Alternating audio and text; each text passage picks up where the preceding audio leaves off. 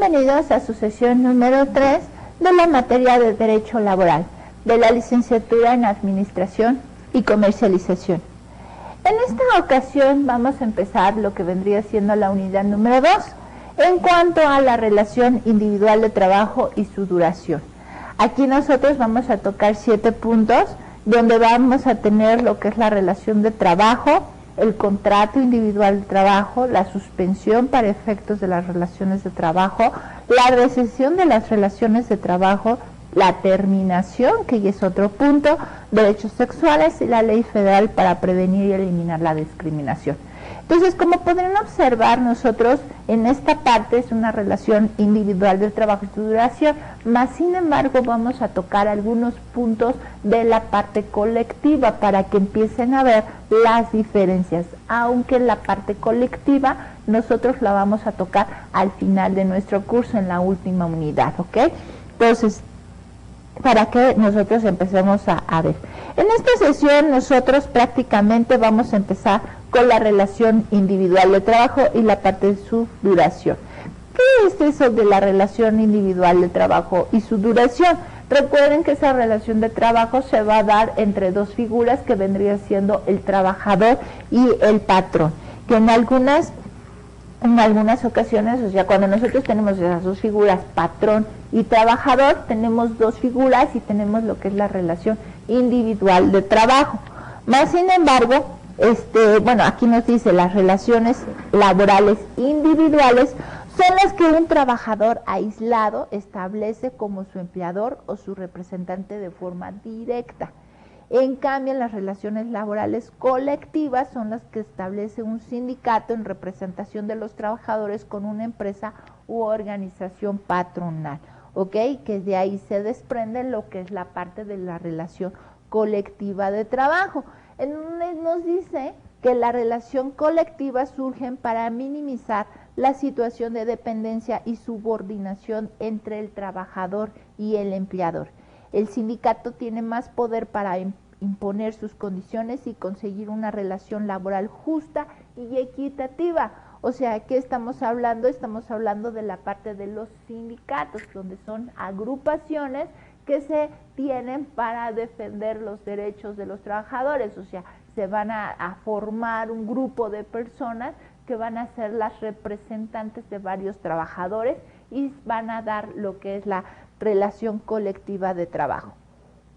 También nosotros tenemos otra figura, ¿sí? Que vendría siendo la parte de las relaciones, bueno, en lo que vendría siendo una relación colectiva de trabajo, también nosotros tenemos las relaciones entre organizaciones de empleadores y de trabajadores, en lo que es la parte internacional del trabajo, ¿sí? En donde tenemos entre sí o entre el Estado como intermediarios, se conocen como diálogo social. Estas relaciones se basan con el principio de tripartismo, que surge por las cuestiones más importantes vinculadas con el empleado, con el empleo, y deben resolverse entre las tres partes principales implicadas: el Estado, el capital y la parte del trabajo. También tenemos otra que vendría siendo las relaciones internacionales de trabajo. Por su parte, surgen en 1919, como ven, no tiene mucho que surgieron, cuando se forma la Organización Internacional del Trabajo, la OIT. Su función es canalizar las relaciones entre los estados, las organizaciones de trabajadores y los empleadores, ¿ok? Entonces, como ustedes pudieron ver, sí, nosotros tenemos diferentes relaciones, lo que es la relación individual, la relación colectiva y lo que es la relación internacional del trabajo. Ok, nosotros tenemos dentro de la parte de los sujetos, ¿sí? Tenemos lo que es la relación individual del trabajo.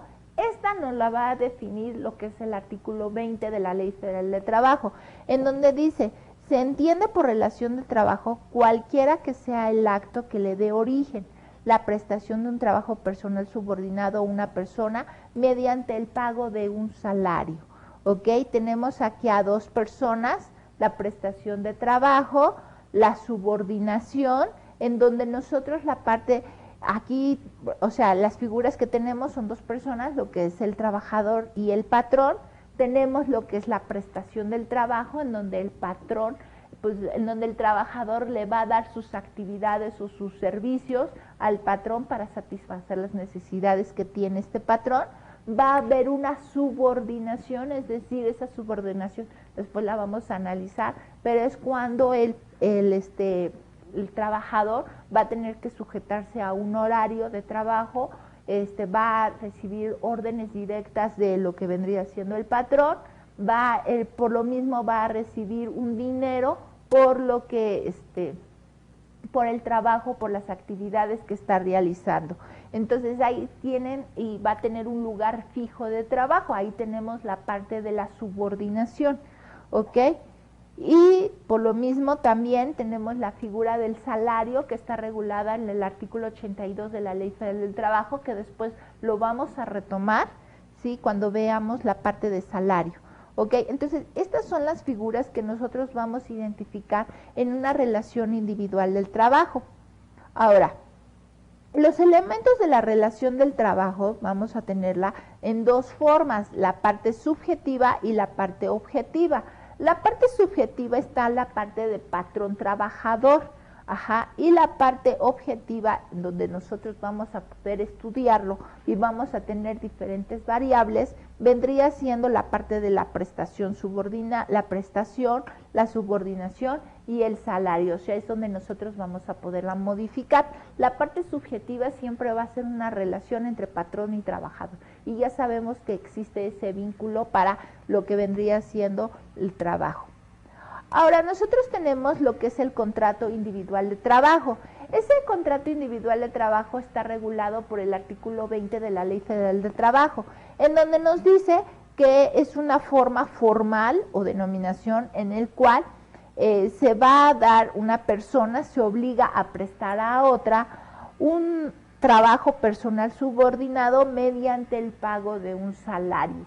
Entonces ahí ya tenemos lo que es el contrato individual de trabajo y donde nosotros manejamos la figura nuevamente de la relación laboral, ¿sí? De la figura del trabajador, del patrón, de lo que vendría siendo la parte subordinada y lo que vendría siendo un salario. También nosotros tenemos el artículo 21 de la Ley Federal del Trabajo, en donde nos dice: se presume la existencia del contrato y de la relación del trabajo entre el que presta un trabajo personal y el que lo recibe. O sea, no es necesario que nosotros, para tener una relación de trabajo, tengamos un papelito firmado como un contrato de trabajo. Nosotros podemos presumir la existencia del mismo. ¿Por qué? Porque se va a estar dando la relación de trabajo entre una persona y otra, porque yo estoy haciendo cosas que el patrón me está pidiendo que las haga y que las desarrolle, porque existe evidencia, porque estoy firmando un horario, porque me estoy presentando en un trabajo en ciertos horarios, en ciertas horas de trabajo, y porque y por lo mismo yo estoy desarrollando una actividad.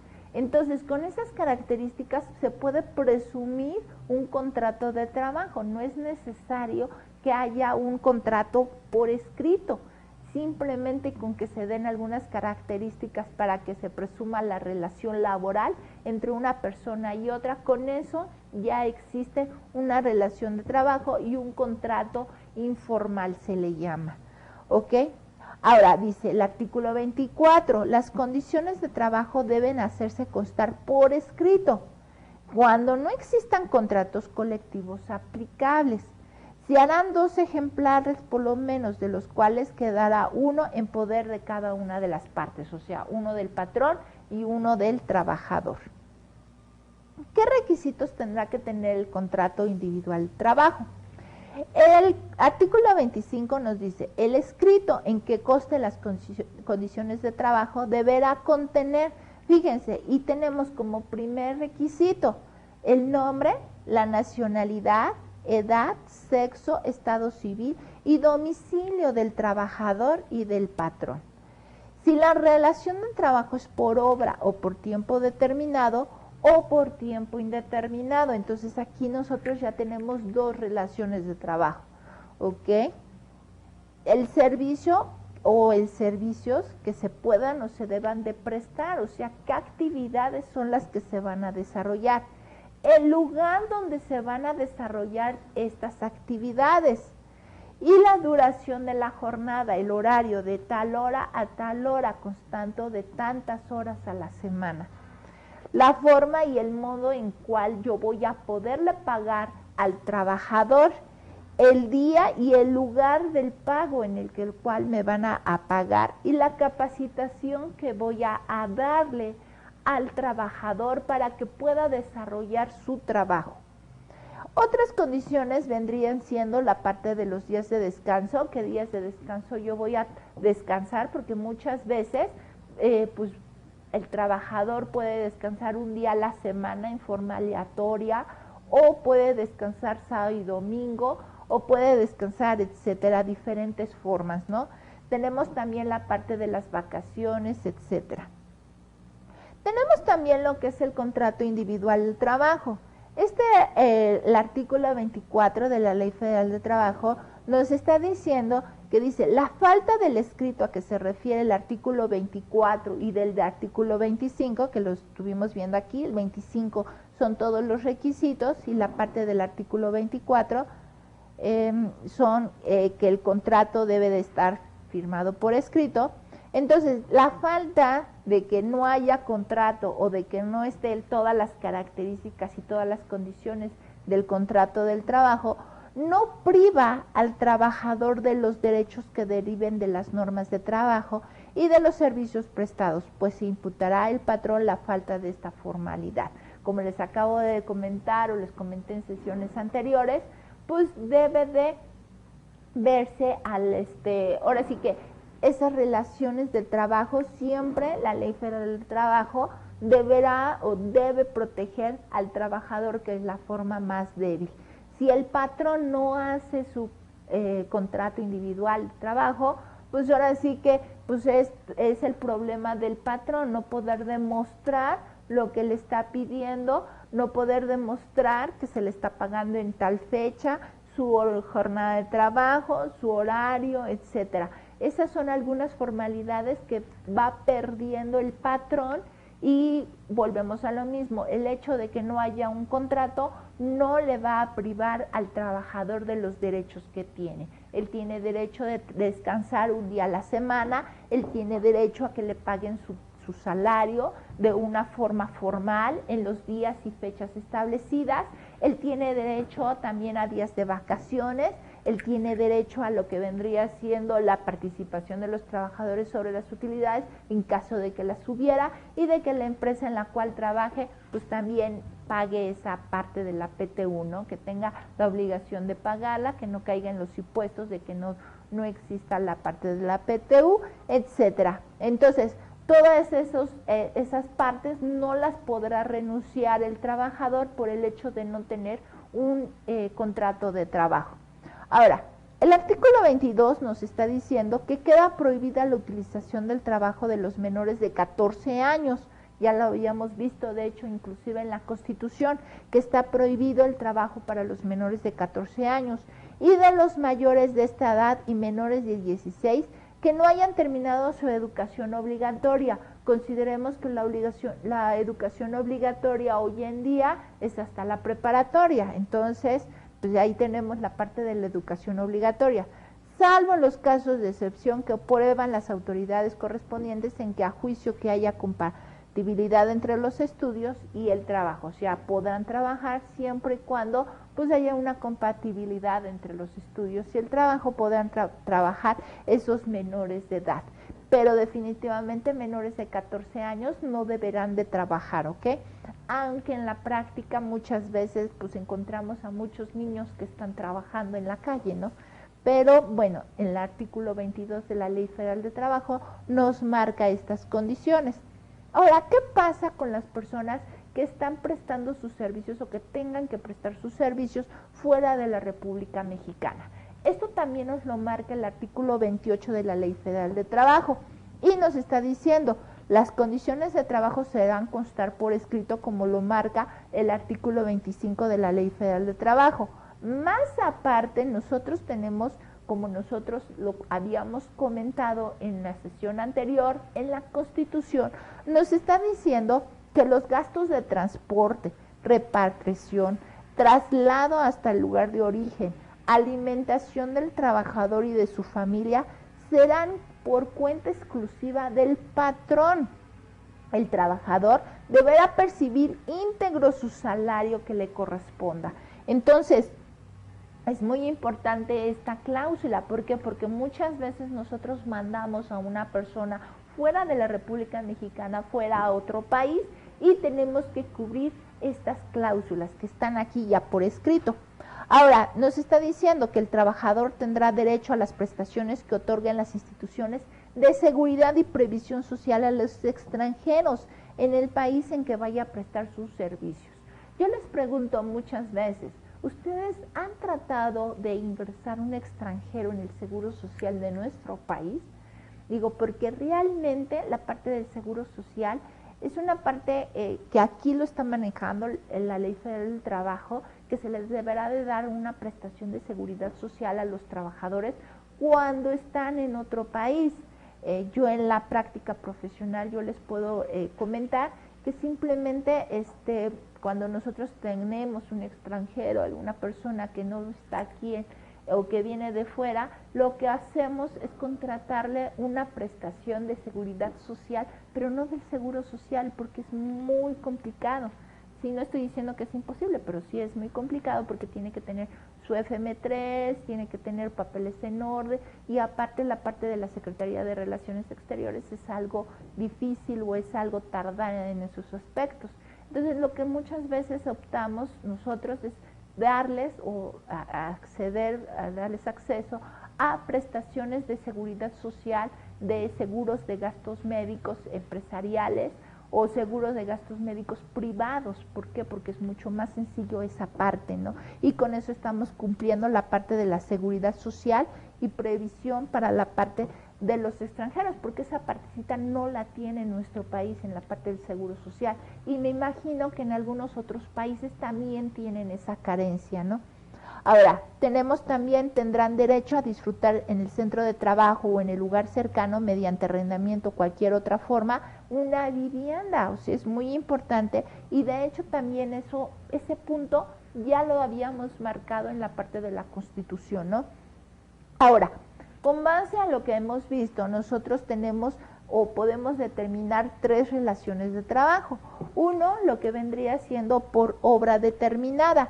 ¿Eso qué está diciendo? Por ejemplo, si yo contrato una persona para que me ponga la instalación eléctrica de mi casa, entonces yo contrato a esa persona para que ponga esas luces y tengo una relación de trabajo por obra determinada, solamente por la instalación eléctrica, por el cableado, ¿no? Tengo, por ejemplo, que van a construir un edificio, entonces voy a contratar a unos trabajadores, a unos albañiles, para que me construyan el edificio. Terminándose el edificio, con eso se tendrá, pues, por obra terminada, ¿no? Entonces es por obra determinada la construcción del edificio. Ahora, nosotros tenemos otra opción que vendría siendo por tiempo determinado. Ese por tiempo determinado muchas veces es para cubrir, en la mayoría de las ocasiones, una vacante por maternidad. ¿Por qué? Porque acuérdense que las mujeres embarazadas tienen derecho a ausentarse de su trabajo, lo que vendría siendo 42 días antes del parto y 42 días después, o sea, casi lo que vendría siendo 3 meses, ¿no? Entonces, pues, ¿qué necesito? Cubrir una persona que cubra esas funciones para que desarrolle las mismas actividades de la persona que se está yendo de maternidad. Regresa la persona de maternidad y la tengo que reinstalar nuevamente en su lugar de trabajo, y esa persona que ya estaba cubriendo esa vacante podrá cubrir otra vacante, o simplemente pues nada más se le podrá pues agradecer el tiempo de prestación de este servicio. ¿Por qué? Porque solamente fue por tiempo determinado. Muchas veces esa obra por tiempo determinado se puede alargar, ¿no? Muchas veces, por ejemplo, si la persona se va por maternidad y si tuvo una complicación en el parto o tuvo una enfermedad u otra cosa, pues muchas veces se quedan más tiempo fuera de la empresa. Entonces, pues se podrá prolongar ese contrato por tiempo determinado. O en algunas ocasiones, pues la persona que se va de maternidad se va a cuidar a su bebé, etcétera, pero ya no regresa. Entonces, esa persona que está cubriendo esa vacante por tiempo determinado podrá tener un contrato por tiempo indeterminado, por tiempo indefinido, ¿no? Ahora, nosotros tenemos que tener mucho cuidado porque la ley no le gusta que tengamos contratos por tiempo determinado o por obra determinada. Es muy clara en sus artículos, en los cuales nos dice que solamente podemos tener esos tipos de contrato cuando la naturaleza del trabajo nos lo permita. O sea, cuando, por ejemplo, pongan un edificio, construyan un edificio, ¿qué pasa? Termina el edificio, pues ya no hay otra fuente de trabajo, no hay otra cosa que desarrollar. Entonces, con eso es por obra determinada, hay que tener mucho cuidado con eso. Ahora, nosotros también tenemos, por ejemplo, lo que vendría siendo el caso de los artistas, ¿no? El caso de los artistas, como pues dicen, ¿no? Empiezo a hacer una gira, empiezo a hacer un show, entonces pues yo tendré que contratar personal para que me ayude, etcétera, y pues estoy contratándolo por esos servicios, por esa gira, por esos conciertos, por esos espectáculos, nada más. No es una relación de trabajo por tiempo indeterminado, por tiempo indefinido. Solamente los estoy contratando por esa obra o por tiempo determinado. ¿Ok? Bueno, entonces, vamos a ver, si ya empezamos a ver la parte de las relaciones de trabajo, vamos a empezar a ver la parte de las suspensiones de cuando vamos a suspender esas relaciones de trabajo. Y nosotros vamos a tener esa suspensión, tenemos dos figuras para poder interrumpir o suspender las relaciones de trabajo. ¿Qué quiere decir? Cuando nosotros suspendemos, nosotros vamos a conservar las relaciones, es decir, nosotros nada más vamos a suspender la producción, nosotros vamos a poner una pausa, podríamos decir. Esa suspensión es sin responsabilidad para el trabajador o para el patrón. Nosotros, por ejemplo, podemos suspender en el caso de una incapacidad por maternidad. Se va la persona para su incapacidad por maternidad, se le estará pagando su sueldo, etcétera, regresa y se le reinstala nuevamente en su lugar de trabajo. Tenemos también otras suspensiones que nos las marca inclusive la ley del Seguro Social, lo que es una licencia sin goce de sueldo. Se va el trabajador, no trabaja, se suspende su producción, no le pago y cuando regresa pues le estoy pagando. En el caso anterior, lo que vendría siendo la incapacidad por maternidad, la persona se va de incapacidad los 3 meses, pero le tengo que estar pagando su salario íntegro. Y la licencia sin goce de sueldo, pues la persona se va por licencia, no le pago y cuando regresa pues la tengo que reinstalar. En este caso se tiene que reservar la plaza, o sea, no se la puedo dar a otra persona, es de la persona que se está yendo por incapacidad o por licencia. Y se tiene que conservar y se tiene que dar una conservación de la antigüedad, que quiere decir, si la persona ya tenía trabajando 3 años, pues no le voy a decir, no, pues tú te fuiste y pues perdiste esos 3 años, no. Tengo que reconocerle esos 3 años que ya tenía trabajando conmigo y no le puedo modificar sus relaciones de trabajo. Ahora, la interrupción de las relaciones laborales se dan, por ejemplo, están bien marcadas en lo que vendría siendo el artículo 63 de la Ley Federal del Trabajo, en donde nos marca que de nosotros dentro de nuestras 8 horas, nuestra jornada de trabajo, tenemos que tener horas de descanso para poder ingerir alimentos. Nosotros tenemos también el artículo 69 donde nos marca que tenemos que tener un día de descanso a la semana, inclusive en la parte de la Constitución también nos lo estaba marcando.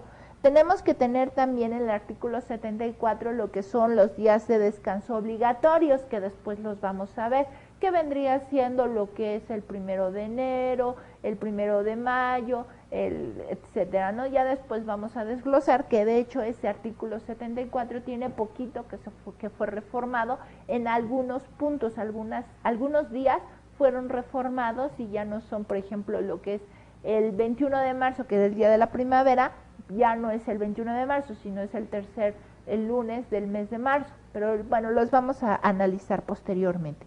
Tenemos también la parte de las vacaciones. Por cada año de trabajo nosotros tenemos derecho a 6 días de vacaciones. El segundo año tendremos derecho a 8 días y así sucesivamente hasta llegar a 12. Después de 12 tenemos un día cada 5 años de trabajo, pero después lo analizamos un poco más a detalle. Y tenemos otra parte de la interrupción que vendría siendo la parte de la maternidad, lo que vendría siendo que cuando las personas regresan de maternidad de sus 3 meses de vacaciones o 3 meses de incapacidad, regresan y todavía tienen derecho a un periodo de lactancia de 2 descansos de 30 minutos cada uno, ¿ok? Y también tenemos que los menores de 16 años van a tener que tener ciertos descansos durante su jornada de trabajo. Ok, entonces si se fijan, esta parte de interrupción es muy diferente a la parte de la suspensión. ¿Por qué? Porque en la suspensión nosotros suspendemos la relación laboral, nuevamente la reanudamos, pero ya en esa suspensión no estoy obligado a pagarle sueldo, ni el trabajador está obligado a hacer la producción, ¿no? En cambio, en la parte de la interrupción solamente son fracciones o son días o son periodos en los cuales yo le tengo que seguir pagando al trabajador, ¿ok? Bueno, nosotros tenemos, de acuerdo al artículo 42, dice, son causas por la suspensión temporal de las obligaciones de prestar el servicio y pagar el salario sin responsabilidad para el trabajador y para el patrón. Tenemos lo que es el artículo primero de este artículo, lo que serían las enfermedades contagiosas del trabajador. ¿Sí? ¿Qué quiere decir eso? Pues si el trabajador se enferma, pues voy a tenerlo que descansar unos días. ¿Por qué? Porque pues si no, imagínense que les da varicela o que le da sarampión, pues si va a venir a trabajar, pues se va a contagiar todo el mundo. Entonces, por eso en esos periodos se tiene que retirar el trabajador de sus labores y pues nuevamente se hace una suspensión temporal de la jornada de trabajo. Ahora, esas suspensiones hasta lo que vendría siendo el tercer día se pagarían completos. A partir del cuarto día, el Seguro Social estaría pagando el 60% de su salario, hasta lo que vendría siendo la semana 52. Después de la semana 52 todavía se puede prolongar 26 semanas más, que todavía se le estaría pagando al 60% de su salario. Entonces, fíjense, todo eso con la parte de las enfermedades contagiosas se podría hacer una suspensión. Ahora, en este caso también se puede suspender por las incapacidades temporales ocasionadas por un accidente o enfermedad. Es muy importante que ese accidente o esa enfermedad sea o no hayan sido por un riesgo de trabajo.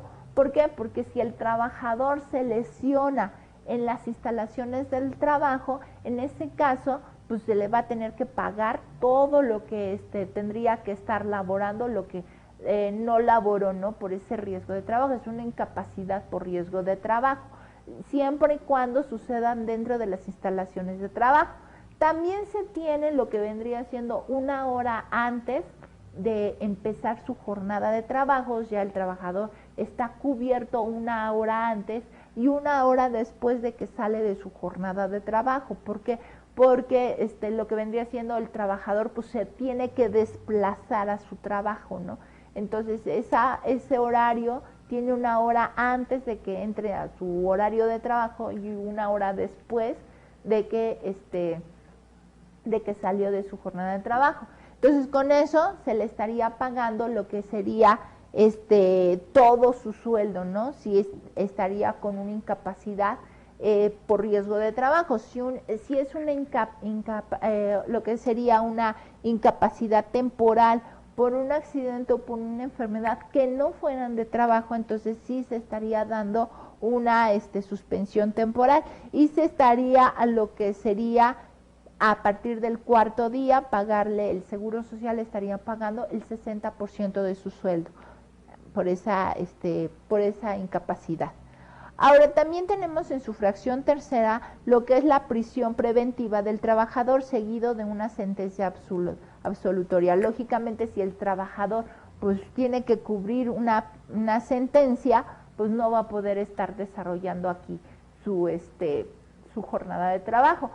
Pero si esa prisión o esa sentencia es porque en algún momento defendió al patrón, en ese caso el patrón tiene que cubrirle todo su sueldo íntegro hasta que el trabajador salga y pueda reanudar su relación de trabajo, siempre y cuando haya sido por defender al patrón. Tiene también lo que es el arresto del trabajador. Lógicamente, si es arrestado, pues tiene que darse una suspensión. El cumplimiento al servicio de los desempeños de lo que es la Guardia Nacional o de la Defensa Nacional, cuando haya, pues ahora sí que haya un movimiento armado y que lo llamen para prestar un servicio militar, entonces en ese momento pues se tendrá que dar una suspensión de la jornada de trabajo, de la relación laboral. También la designación de los trabajadores como representantes ante los organismos estatales, las juntas, las comisiones de conciliación y arbitraje, etcétera, las comisiones mixtas, todo eso, muchas veces se tiene que dar una suspensión de la relación laboral y también se va a dar una suspensión cuando haya una falta de documentos que exijan las leyes y reglamentos necesarios para que se pueda prestar la relación de trabajo. Muchas veces nosotros contratamos a un trabajador y le decimos, oye, pues vente a trabajar y mañana me traes toda tu documentación. Llega el trabajador y no me trae su documentación. Entonces, ¿qué pasa? Pues yo le espero 1 o 2 días, pero en el momento que ya no me traiga esos documentos que me demuestren esa capacidad que tiene, pues en ese momento yo podría suspender la relación de trabajo. Ahora, ¿en qué momentos nosotros estamos suspendiendo? Pues simplemente cuando hay una enfermedad contagiosa, pues en el momento que yo conozca que el trabajador tenga una enfermedad contagiosa y que me traiga la incapacidad del Seguro Social, muchas veces ni que me traiga la incapacidad del Seguro Social, en el momento que yo conozco que tiene una enfermedad contagiosa, pues mejor suspende esa relación de trabajo, ¿sí?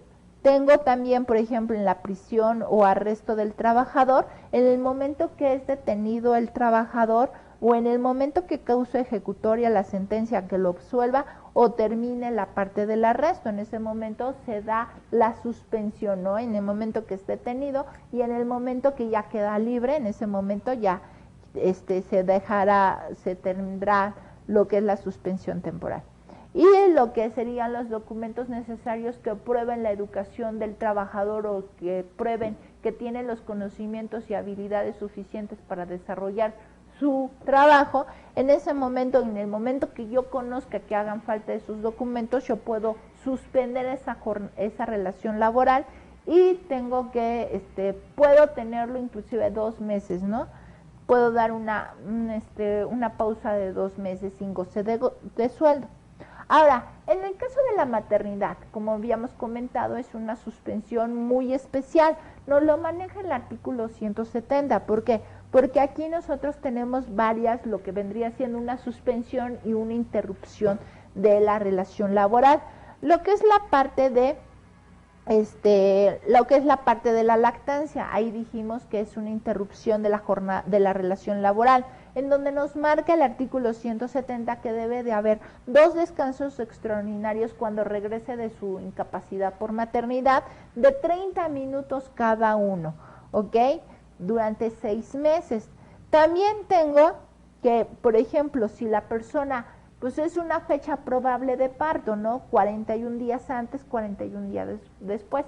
Tengo un periodo de que pueda nacer el bebé y otro periodo después para que nazca después de la fecha programada. Más sin embargo, pues muchas veces no tenemos una bolita de cristal para atinarle que nació el bebé en esa fecha programada. Entonces nosotros tenemos que pedir lo que es una conexión de incapacidad.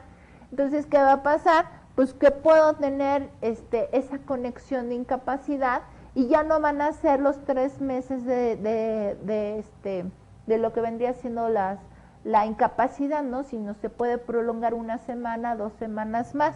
Entonces, o inclusive puede ser menos, ¿no? O sea, a partir de que nace el bebé, le dan 40 y tantos días, entonces, pues muchas veces también puede diferir, ¿ok? Entonces, lo que vendría siendo 6 semanas antes, al momento de que regresa de su incapacidad, ¿sí? Del momento de la suspensión, tiene que tener tiene que reinstalarse en su puesto y tiene que tener lo que vendría siendo los periodos prenatales y los postnatales. Ahora, muchas veces puede haber complicaciones en el parto. Entonces, después de los 40 y tantos días no pueden regresar a laborar las personas, ¿sí? Las mamás trabajadoras, porque tienen una complicación en el parto y tienen que tener un tratamiento especial. Entonces, la misma ley le suspende lo que vendría siendo la relación laboral y tienen que tener o pueden tener una suspensión de esa relación laboral de no mayor de 1 año. O sea, después de que pasen sus 40 y tantos días de lo que es el periodo postnatal, entonces en ese momento, si no regresan, tienen hasta 1 año para poder regresar y ser reinstaladas en su sueldo. ¿Ok? Ahora, ¿qué pasa en el momento de que yo extingo mis relaciones de trabajo? Eso lo vamos a tocar, de hecho, un poquito después con la parte de las indemnizaciones. Nosotros tenemos diferentes tipos de indemnizaciones. Nosotros tenemos las indemnizaciones por lo que es un tiempo determinado menor de 1 año. Esa incapacidad o esa indemnización, sí, es cuando ya se da una suspensión total de las relaciones de trabajo y de hecho ya se termina la relación de trabajo. Esa relación de trabajo nosotros vamos a tener que pagar una indemnización.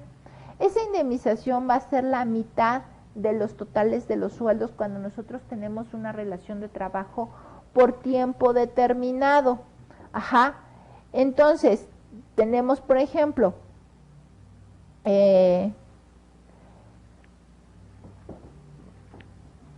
vamos a marcarlos. Tenemos, por ejemplo, una relación de trabajo puede ser por tiempo indeterminado o por tiempo determinado, como lo habíamos nosotros marcado. Cuando la relación de trabajo, como nos las están marcando, es por tiempo determinado menor de 1 año, o sea, por tiempo determinado menor de 1 año, o sea, ¿qué quiere decir? Por ejemplo, de 3 meses. Ajá. Entonces, es por tiempo determinado menor de 1 año. Su indemnización va a ser la mitad de los sueldos. Si supongamos que le estoy pagando 10,000 pesos mensuales y trabajó por 3 meses, entonces esta persona le pagué 30,000 pesos en su tiempo de trabajo. Entonces su indemnización deberá de ser la mitad del total de sus salarios. Entonces aquí le voy a tener que dar una indemnización de 15,000 pesos. ¿Ok? Porque es la mitad de los salarios. Ahora, esos salarios no pueden ser menores a 6 meses de salarios por el primer año, más lo que vendría siendo 20 días cada año siguiente. O sea, nosotros aparte de esto, le tenemos que pagar 20 días por cada año de trabajo. En este caso no aplicaría porque pues no tiene ni siquiera el año, nada más trabajó 3 meses. Ahora, nosotros tenemos lo que vendría siendo por tiempo indeterminado, en lo que nos están diciendo que tiene que ser 3 meses de salarios, más los salarios vencidos, más lo que vendría siendo el despido y el pago de las indemnizaciones. ¿Qué quiere decir? Por tiempo determinado. Y aparte tienen que pagársele 20 días por cada año de trabajo. O sea, por ejemplo, si nosotros tenemos, en caso de tiempo indeterminado, una persona que tiene 4 años laborando y ella gana un sueldo mensual de 10,000 pesos. Entonces, ¿qué quiere decir? Nosotros tenemos que pagarle 20 días, bueno, vamos a ponerle que ella gana 100 pesos diarios por 30, entonces serían 3,000 pesos. Eso es lo que estaría ganando esta persona mensualmente. Entonces le tengo que pagar 20 días por año. Entonces si trabajó 4 años con nosotros serían 20 días. Por 4 años serían 80 días. 80 días por 100 pesos que gana diarios serían 8,000 pesos. Más aparte le estaría pagando 3 meses de sueldo. O sea, 3 meses de sueldo. Entonces le estaría pagando 9,000 pesos más los 8,000. Eso es lo que le estaría pagando, ¿ok? En la parte de indemnizaciones. Ahora, es muy importante que cuando se den las relaciones de trabajo, que de hecho nosotros lo vamos a marcar posteriormente, se dé un reglamento interior de trabajo. Este reglamento interior de trabajo, así en una forma muy rápida, es un conjunto de normas en donde nos van a decir todas las reglas del juego entre la relación del trabajador y del patrón, en donde nosotros, pues ahora sí que lo vamos a firmar.